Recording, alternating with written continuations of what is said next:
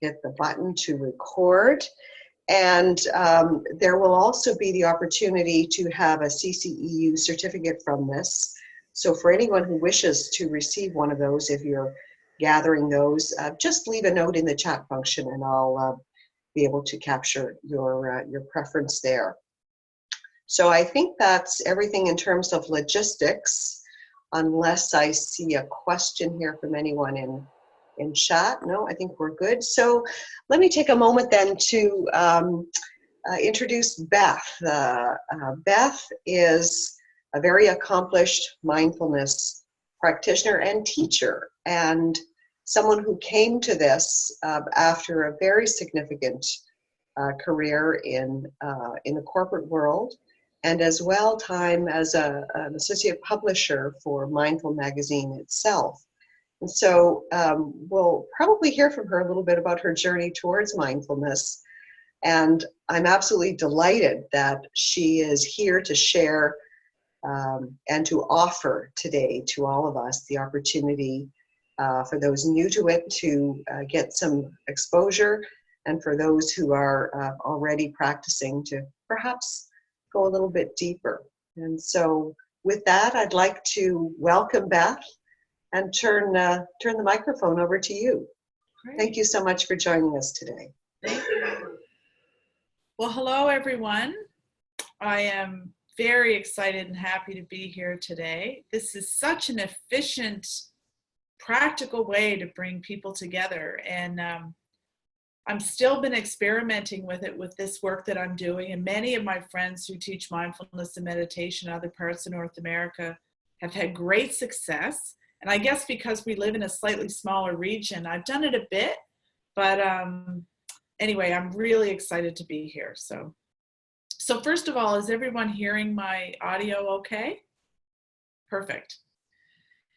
So we're going to be together here for approximately an hour. I understand some of you will have to leave at 1 sharp, and we'll honor that. I'm able to hang around a little bit longer, so if some of you want to hang out a bit after 1, that's fine, we could do that. My invitation to you for the next hour is to notice what you notice. So the experience of mindfulness is a personal experience. There's some very universal views about what it is and how it can help us at home and at work. But I like to start with the instruction that was given to me a long time ago, which is to just show up in this hour, noticing what you notice. It could be curiosity, it could be excitement, boredom, sleepiness, neutrality, whatever it is that's arising for you. See if you can notice it, and see if you can notice it without judging it. So when we think about mindfulness, there's many different definitions out there. And the one that I like is that mindfulness is a quality of arriving in the present moment with openness and curiosity and a willingness to be with what is. So even as we've dedicated this hour to hanging out together and practicing a little bit and exploring mindfulness, things could arise that we didn't count on. You know, perhaps my doorbell will ring, or who knows, my smoke detector could go off, or your dog could come running in. Anything can arise. So we know that, and yet as humans, we have this natural preference for controlling and being able to predict what's going to happen. And also we have this tendency to ruminate about what's happened in the past.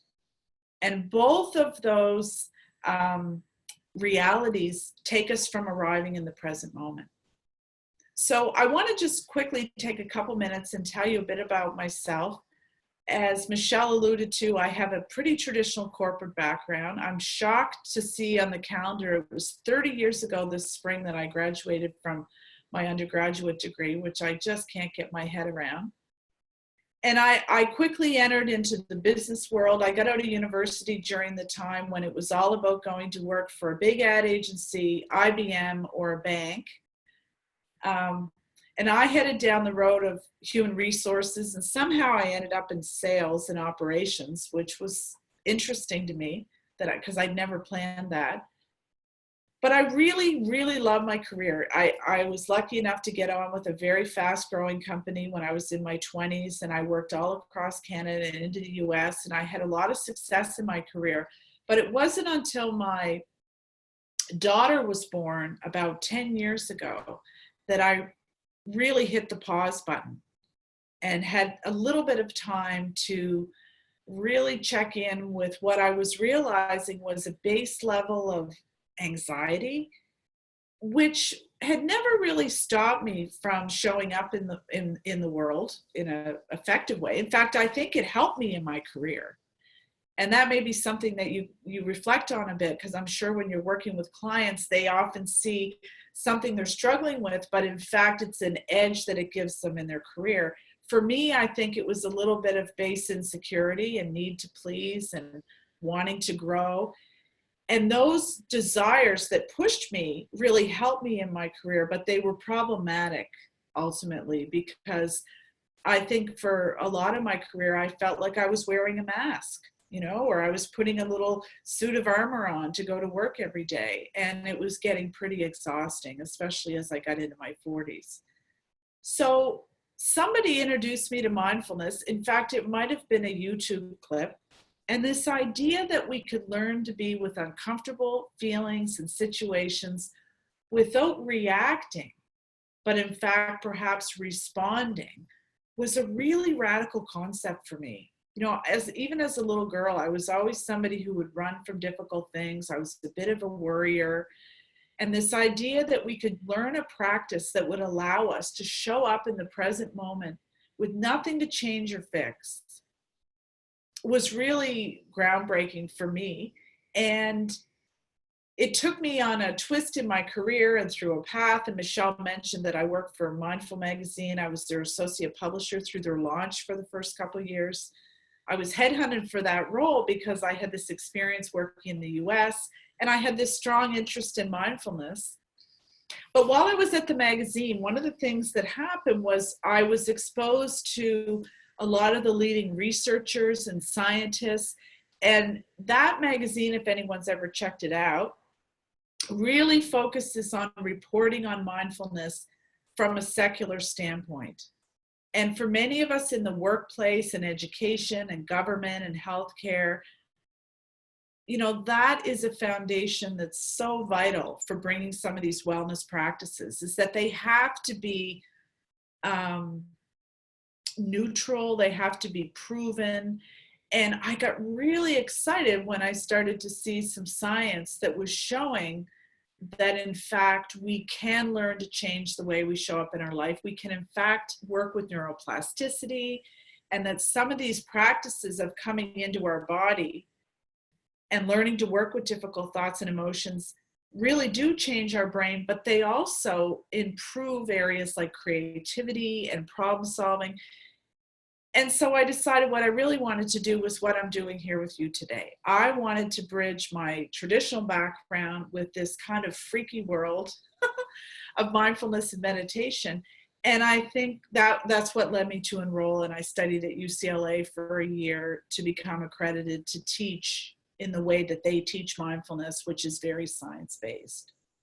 So I share that journey because I think for many people, the gap between having a curiosity about something like mindfulness and trying it out can be pretty far. I mean, I'm just curious, and maybe you can just chime in through chat, how many of you have experimented with mindfulness or meditation? And even if you want to write a couple words about where you did that. I think that one of the things that's helpful to know is that you don't have to be a particular kind of person. We don't have to wear a particular kind of clothes, or even today we're going to experiment with mindfulness and meditation just sitting here in our chairs. So it's helpful to keep that in mind as we think about how we can apply it in our day-to-day life. So before I get into too much around the science and what we are learning, let's do a little practice here in our chair, okay? So most of us are sitting in an office chair. And what I'd encourage you to do is find a posture that's a little more upright than you would normally assume in your chair, because, we tend to sit back. You can find that posture by sliding your hand down your back and just seeing if there is a bit of a space between the small of your back and the chair. And then I just invite you to uncross your legs and have your feet solidly on the ground. And I'm often asked what to do with my hands, and I'm seeing many of you have practiced meditation before, so you've had this instruction. I like this idea that we can just let our hands drop wherever they naturally fall. We don't need to do something special with them. I like to have my hands palms down on my thighs. And then we can leave our eyes open or we can close our eyes. It's entirely up to you. If your eyes are open, it may be helpful to just pick a spot, maybe a foot or so in front of you. Just rest your gaze.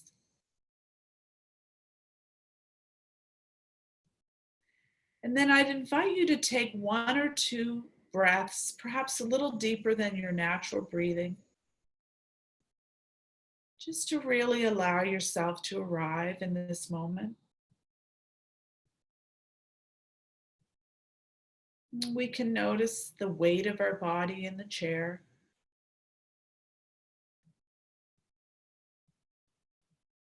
And I just invite you to notice any tension, any muscle clenching or stiffness. Just let your sit bones do all the work. Just let your perfect skeleton hold you in that posture,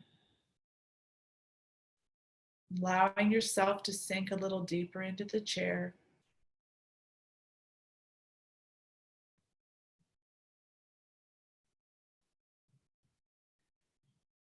And now I'd invite you to just bring awareness to the sensation of your feet on the floor.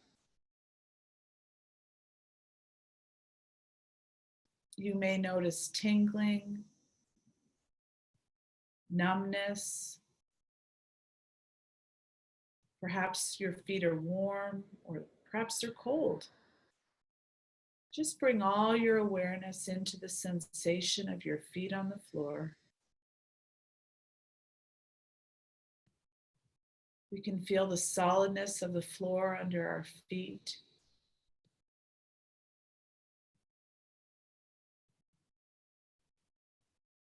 And then moving up, we can feel the sensation of the back of our thighs on the seat.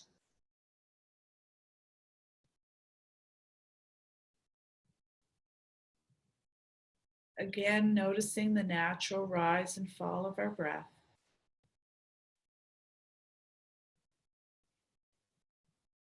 There's nothing to fix or change, nowhere to go, nothing special to do. Just paying a visit to ourselves.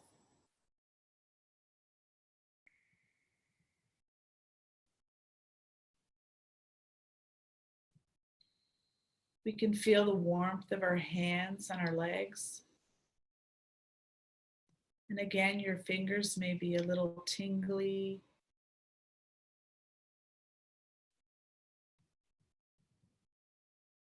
And then moving up, just scan for any tension or tightness in your neck or shoulder area. We carry so much tension in that area. Just soften.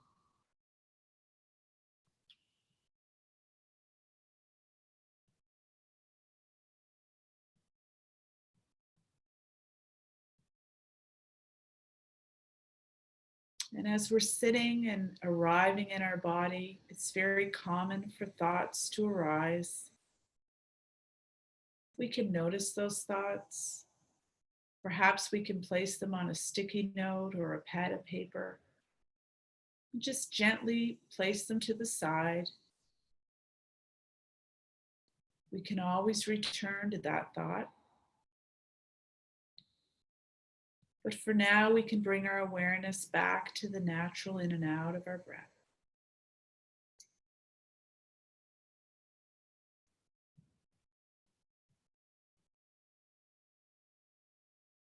Again and again and again.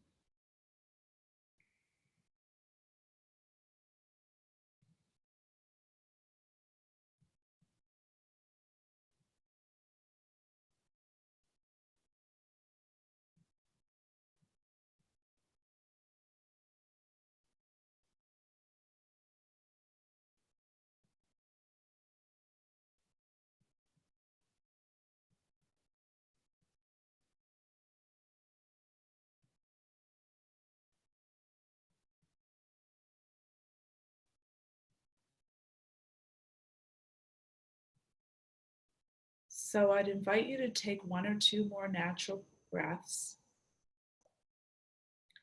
And when you're ready, you can lift your gaze or open your eyes.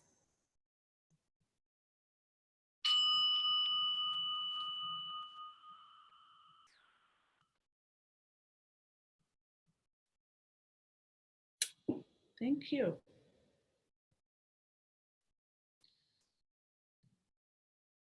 So that practice, which I'm reading the chat, and many of you have done before, either through yoga, or I see some people have taken MBSR training, which is mindfulness-based stress reduction. It's a wonderful 8-week program.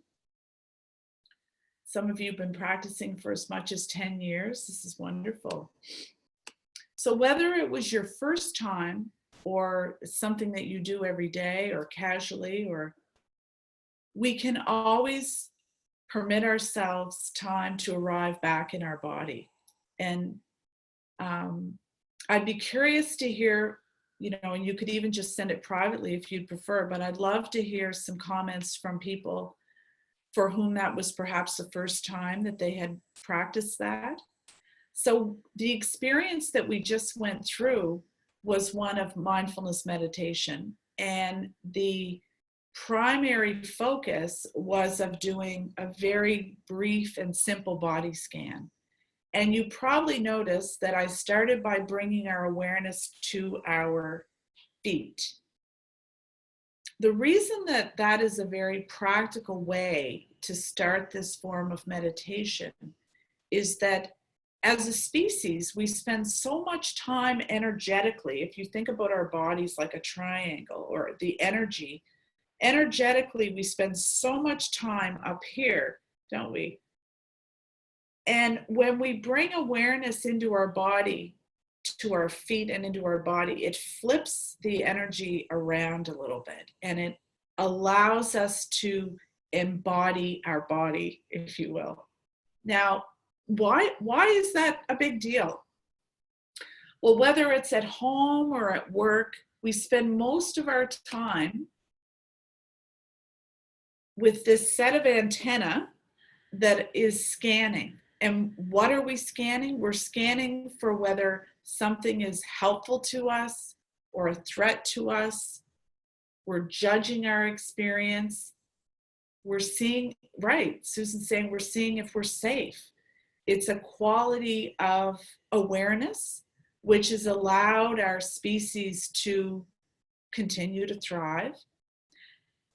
The challenge is when we are overly tuned to judging, it activates a system of fight flight.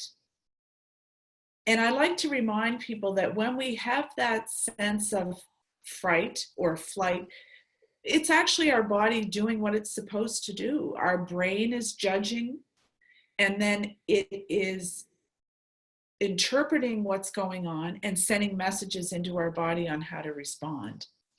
The problem or challenge, and I think the reason that mindfulness and meditation are growing so rapidly, is that as a culture, we've become hyper excellent at scanning and reacting.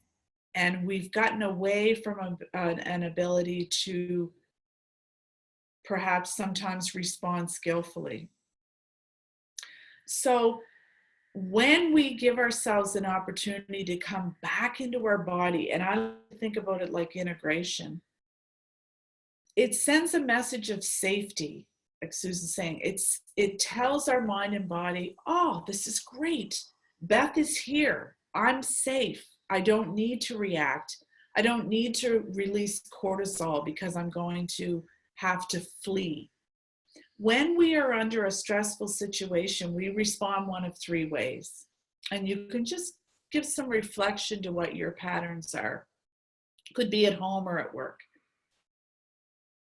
We flee. In other words, an uncomfortable thing is coming at us. We tend to retreat and run. We freeze, literally. We just stop in our tracks.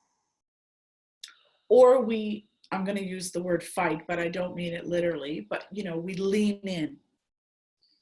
Those are our three tendencies, and they're all somewhat combative.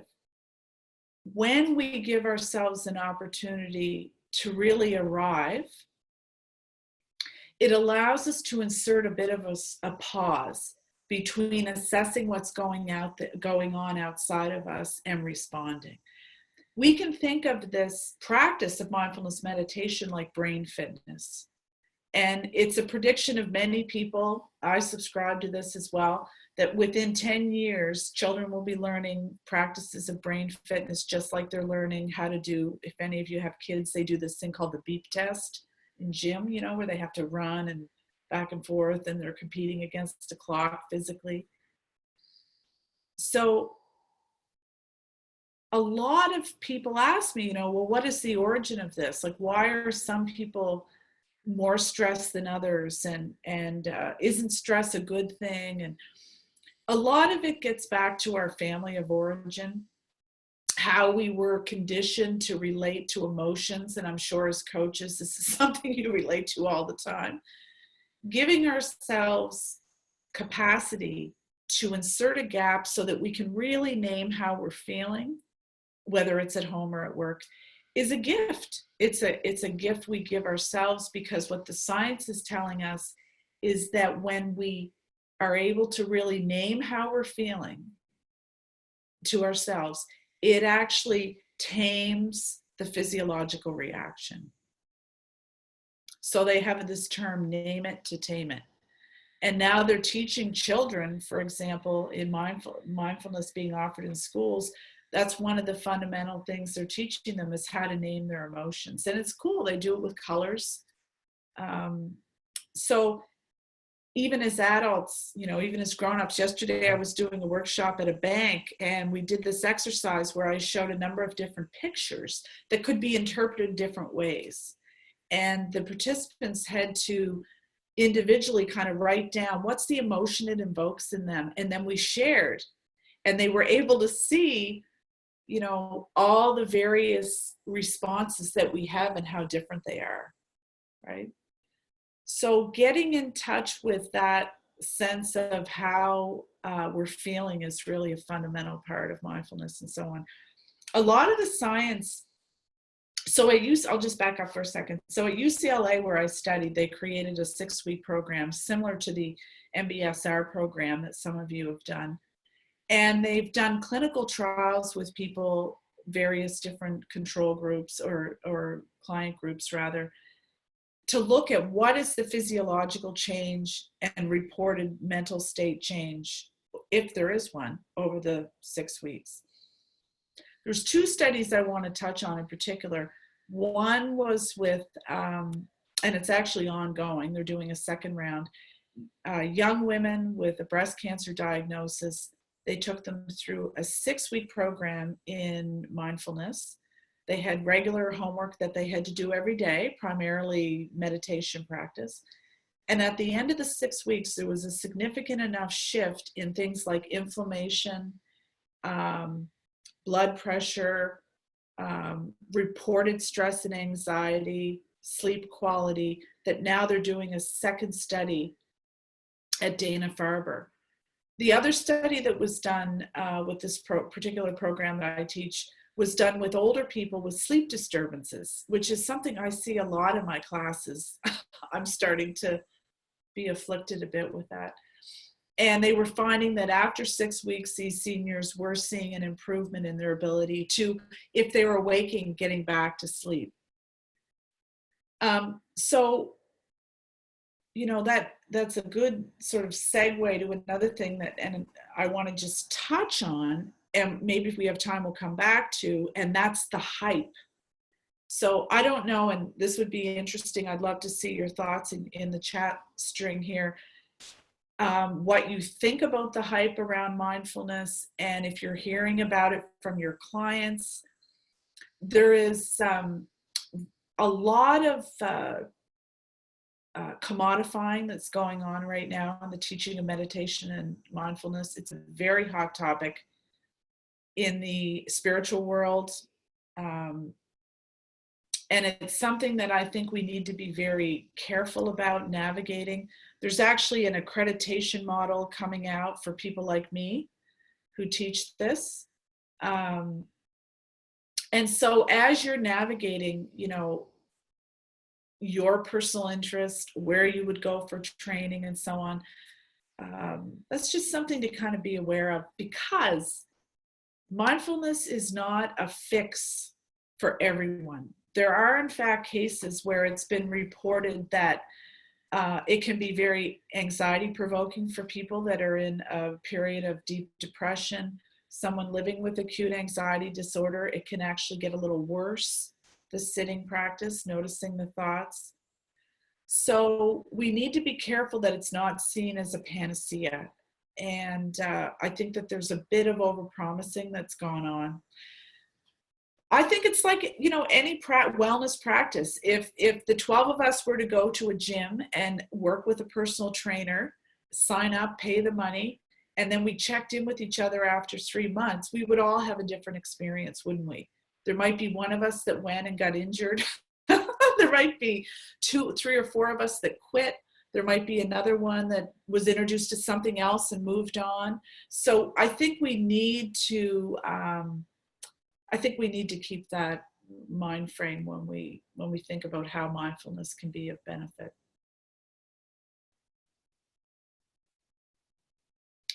So mindfulness is both a form of meditation, and it's also a way of showing up in the world. I like to think of the formal meditation part like the fitness part, the part that's the practice. If we were learning to play the violin, we would have to practice, right? So when we sit in a posture and we notice thoughts arise, and then we have something to do with those thoughts, and we return to our body, we're giving ourselves the training to not get hooked in discursive thinking or spiral thinking or overgeneralization or worrying and so on. And so I think that for me, and my personal view is, I think that mindfulness, or I think that meditation is fundamental to bringing more awareness to your day-to-day life. But the other part of that is relational mindfulness, and that's what I want to touch on next. So I'm sure because of your work, all of you work with people who have varying degrees of an ability to give constructive feedback, handle difficult emotions, work with self-compassion. We're very hard on ourselves, aren't we, as a species? I'm sure you see it all the time. So we can introduce practices into our day-to-day life that are mindful in quality that can really change how we show up. There's a lot of online instruction in the meditation world about, you know, drinking your tea mindfully, right? We see a lot about mindful eating. Has anyone ever seen any mindful eating classes online? Or right, you know, there's these practices that we can insert mindfulness into. Even the way that I prepared to get ready to offer this instruction, someone could say, was she mindful? Did she set up her situation in a way that was helpful? And and thoughtful. So when I do work in the workplace, this is the thing that people are most interested in hearing about. They really want to get tips on how to relate to on-the-spot stress. They want to have tips on how to show up at meetings and have meetings work a little more constructively. So I think the first tool that I want to offer you to check out is really what we just did when we did our sitting practice, and that's a basic body scan. So a lot of the companies and organizations that I work with, well, many or all organizations have meetings as a fundamental part of their work. And meetings are a place where so many people are triggered. I don't know, has anyone ever been triggered in a meeting? I sure have, right? There's these patterns that we get into. And when you think about, everyone's saying all the time, when you think about, okay, so imagine a meeting. A meeting starts at 11 o'clock in the morning. We are in the hallway talking to a colleague. It's 2 minutes to 11. We're trying to relate to a problem, and bing, we have to get to the meeting. So we run to the meeting. We're probably looking at our phone, run to a meeting. We sit down. We're still thinking about what's just happened. And then the meeting is off to the races, right? There's 10 things that have to be worked through. There's people arguing for air, getting airtime. There's people thinking about what they're going to say before they, all this.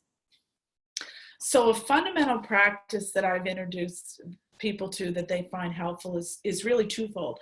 The first is when you arrive in a meeting or any particular transition in your day where there's a change, entering a new room, sitting down to eat your lunch, getting in your car at the end of the day or at the beginning of the day, is that you really allow your body and your mind to arrive in the moment. Now, what does that mean?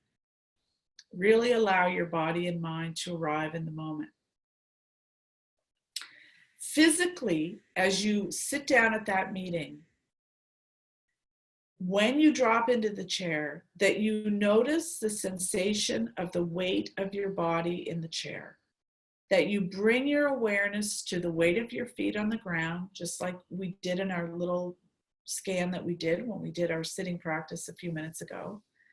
And then you slowly work your way up, checking in with any tension or tightness, noticing the quality of your physicality in that moment.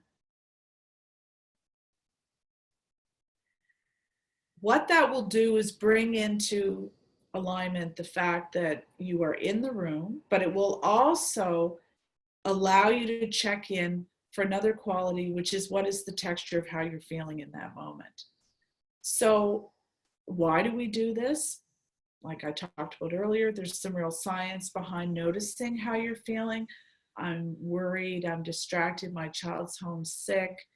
I don't like being in a meeting with that person. I'm noticing I'm getting defensive. I'm feeling tightness in my shoulders. So we're just allowing ourselves to acknowledge what's going on in that moment for us. You're hearing me talk a lot about feet, noticing the weight of your feet on the floor. One of the things that it was a cartoon I saw a few years ago that I really appreciated. We get so caught up in our thoughts. A friend of mine said, her thoughts are so great, she'd put a gold frame around them and hang them on the wall. We really think that if we have a thought, that it's very legitimate and very real and it needs a lot of attention. But in fact, if we can find a way to put a little bit of separation between what's arising in that moment and so one of those things just happened that I said was going to happen. Someone came in my back door and I lost my train of thought. I'm sorry. Okay. So I was saying I was talking a lot about feet. So in the athletic world, one of the things that we've really come to appreciate is that just like happens in a meeting, a lot of athletes, particularly in individual sports, get really in their head. It's a phenomenon in tennis, for example. They start thinking ahead. What's going to happen in the next game? What just happened in the last game? What kind of procedure do I need to put in place to make sure I get through this in one piece? And we know when we start overthinking, whether it's in a meeting or in a tennis match, what happens? We freeze or we don't act skillfully. So the practice of bringing awareness to your feet is actually something that athletes do every time they return to their chair, for example, in tennis, between games when they're playing tennis. That quality allows them to arrive and get out of their heads. So that's why you're hearing so much talk about feet. The other thing that allows us to do is to insert a gap. So I was in London a few years ago. I'm sure a lot of you have been on the subway maybe in London. You know, their cool little motto, they have mind the gap. And they even say that when you get on, mind the gap. In all of our experience day to day, we're always, as I said earlier, responding and reacting. And a lot of us have become very skillful at on-the-spot reaction in meetings in particular. In fact, if you notice, a lot of times people are just talking over one another. And maybe even as a coach, it's something that you've had to learn to work on to not fill the air, right? It takes a real discipline to allow there to be space between an awareness of something and a response. So the second practice, we talked about bringing awareness to the body and noticing the emotions. The second practice that I want to introduce you to is something called stop. And is anybody, maybe you can chime in on chat, I'm curious if anybody has heard of the stop practice. It's a very basic acronym that's widely used in mindfulness training. And it's to really give people a pathway to respond to reactivity or triggers. So the S in stop is literally for stop. So when something arises that's acute or difficult or triggering, that we give ourselves that awareness that I need to stop. The T is for take a breath, because just like bringing awareness to sensations in our body and noticing emotions, the breath is really, and I could do a whole talk just on the breath. The breath is really so central to our ability to come into present moment. When we are frightened or activated, where do we breathe? We breathe very high. I call it like a hummingbird breath, right? Rapid, shallow breathing. And when we're content and very embodied, we breathe from our bellies. In fact, when babies are born, it's very diaphragmatic breathing that they're born doing. Big belly out, big belly in. So when our sympathetic nervous system is relaxed, we can actually trick it into even deeper relaxation by belly breathing. And when we notice that we're triggered and we're breathing up high, it sounds old-fashioned. It's something our grandmothers or parents have said, you know, take a breath. There really is something to that. We can trick our bodies actually and our brains into feeling safe by dropping our breath down into our belly. So the T in stop is take a breath. And it could be 1 breath, 10 breaths, 5 minutes of focused breathing. Really depends on the situation that's unfolding. And then the O is for observe. And the observing is both internally, what's going on inside of me, and it's also observing what's going on and what's unfolding outside of me. So just like we said earlier, that we're judging and scanning and assessing what's unfolding, the O, or the observing, is best done without judgment. And that is the very difficult part of this, because if you're triggered, you are it's inherent that you're judging. You know, you're triggered because there's a button that's been pushed, or a fear that you have, or a concern. And so when we observe, we have to consciously bring a quality of trying without too much effort, but be leaning in without too much judgment. So you're just observing what's going on outside of me, what's happening inside of me. And then when we have that awareness, then the P is we can pause and proceed. When I teach my 6-week course, I introduce the stop on the second week. And I'm not exaggerating. There are people who come in week 3, which actually tonight is my week 3 in a session that I'm doing right now. And they cannot believe how powerful that practice is. You know, for most of us, as I said, we're trained and rewarded to respond. And so having a structure that we can go through that allows us to pause can be very, very powerful. And before I move on, that particular practice is taught to police officers, emergency room doctors, ambulance, paramedics, teachers.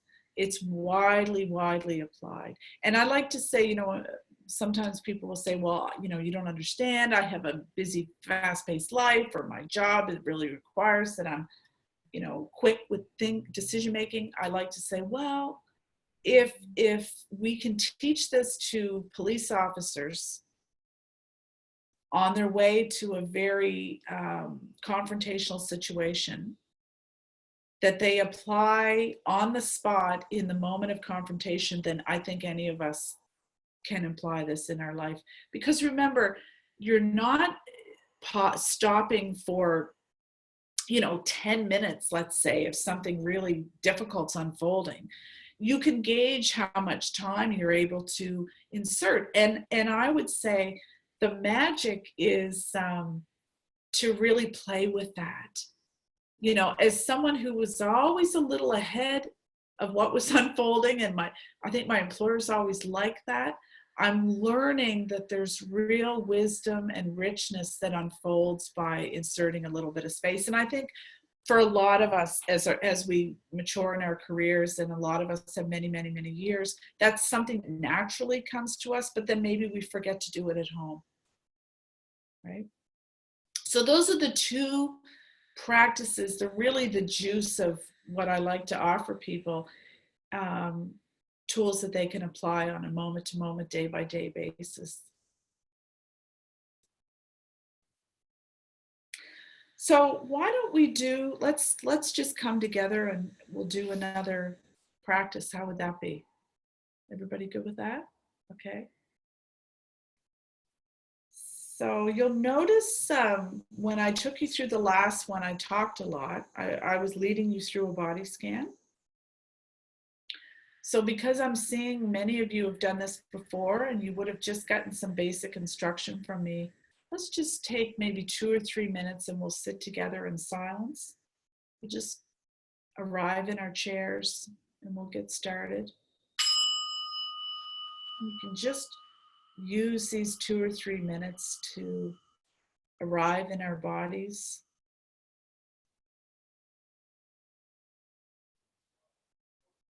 Using our breath as an anchor that we can always return to come back to the present moment.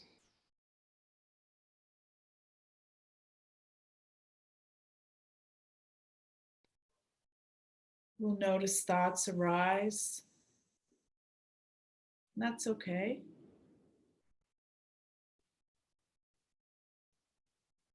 If you find yourself going down a path with a thought, you can just bring awareness back to the natural in and out of your breath.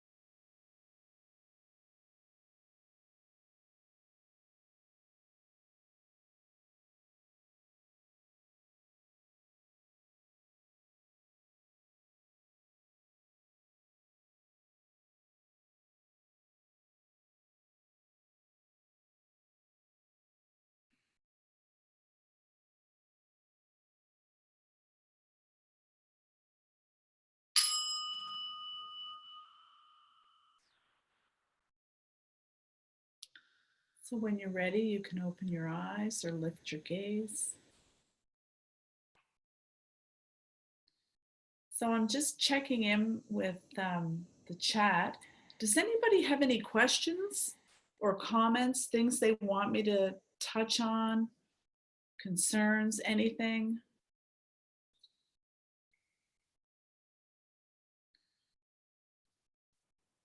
Yeah, so someone's asking about relaxation. Is mindfulness a form of relaxation? I think there's times when we get in the zone of being consumed in something like could be crafts or fitness or going for a walk or holding a baby, let's say a newborn, that it feels relaxing, but I think what we're feeling is contentment and ease. That we are so out of our scanning, judging mind, and we are just so dropped into the present experience that what we're feeling is relaxation. But I would say that mindfulness is not about chilling out, although we may notice, maybe even after that last practice, we feel a little more relaxed. It's really about giving us tools so that we can cope when, frankly, this shit hits the fan too, right? Learning to work with difficult emotions. And some people say it makes us a little more porous. I don't know if you know what I mean by that, but as difficult things come, they can pass through us as opposed to us sort of clenching up and resisting. So,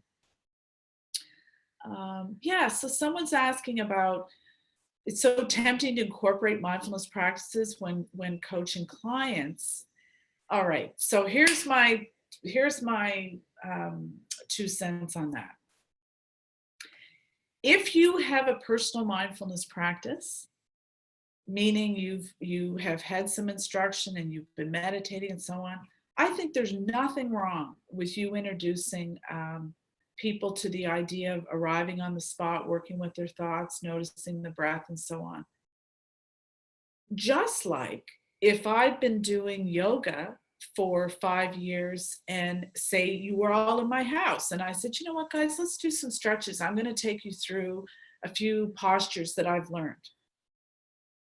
So incorporating it into my work, just because I happen to be interested, that's totally cool.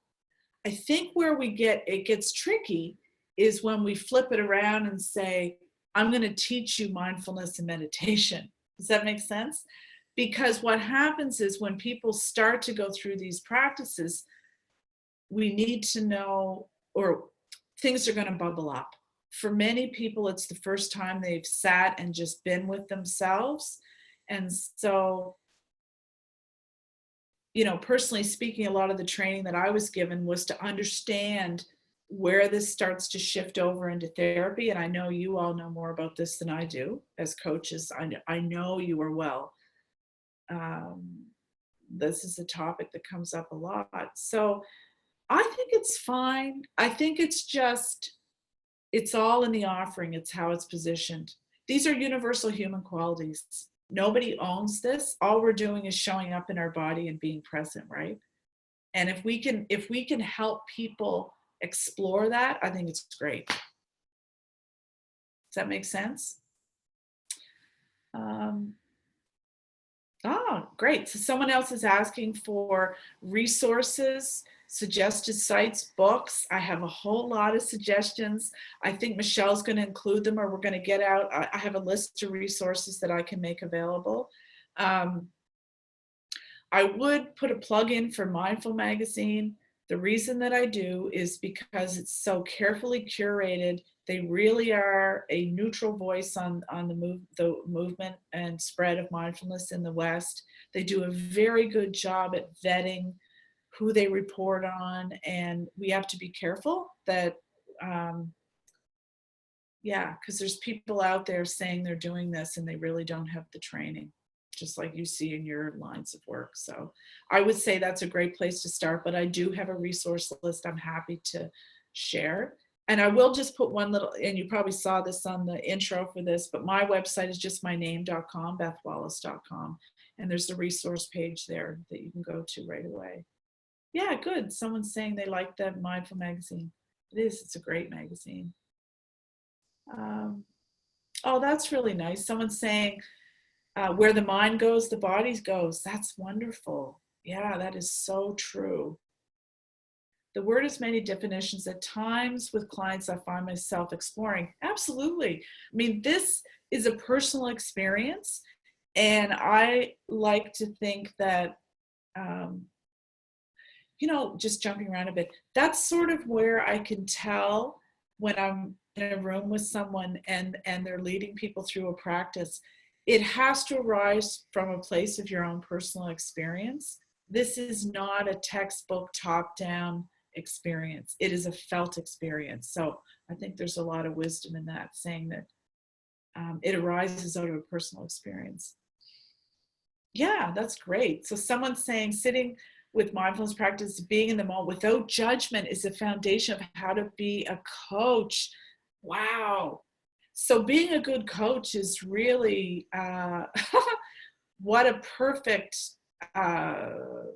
description there, Brian. It really is about how to be in the moment without judgment. We studied a lot in the program that I did at UCLA about, being with people experiencing difficult emotions and how to just be present without trying to fix or judge or so on. Yeah, it's huge. That's what you folks do all the time, every day. Where can I read more about STOP? You know what? I can definitely send you more background on that. I have a poster. It's just a little 8x10 thing that takes people through. You know what I would do, and I never say this, but I think you'll make it okay if you do this. If you Google STOP mindfulness, like stop practice mindfulness, see what comes up. I think there's a ton of stuff out there. So I'm just conscious of the time. Yeah, should I flip back to you, Michelle? Do you want to? I see you're not muted. That's good. Hello. I think this is a great time, just a few minutes before the top of the hour, to draw the session to a close. So, Beth, if you have any final few words of insight or advice, great time, and then I'll close with a couple of final logistical notes.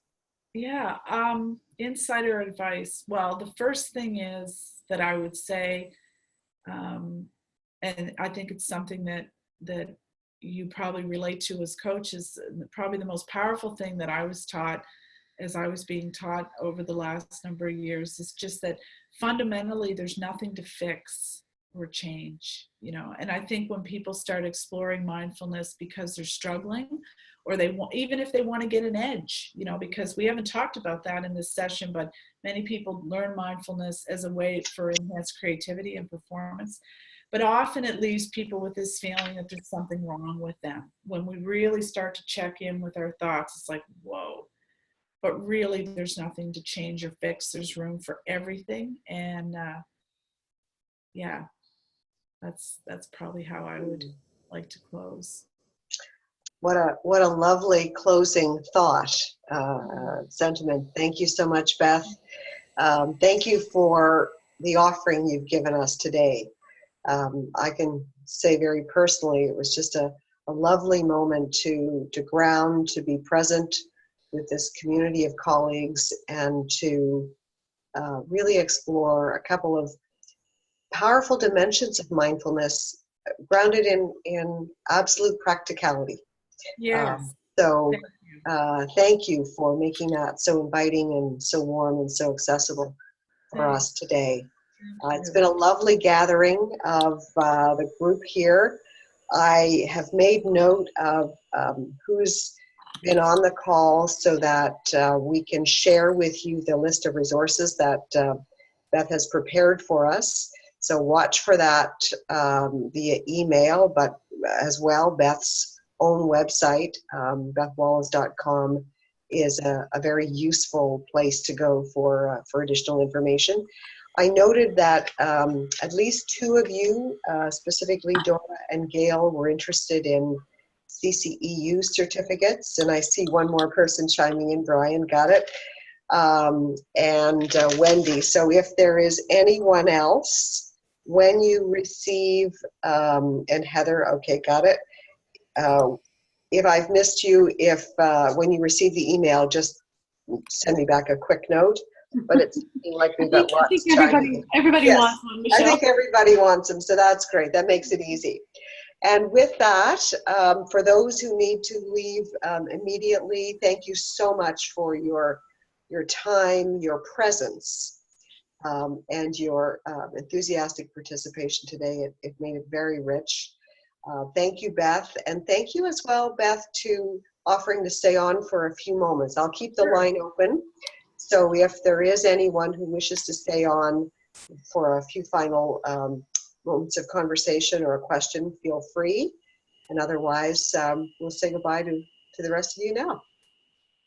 Thanks. I don't think nobody's leaving. I see that. I am going to stop the recording though, just for purposes.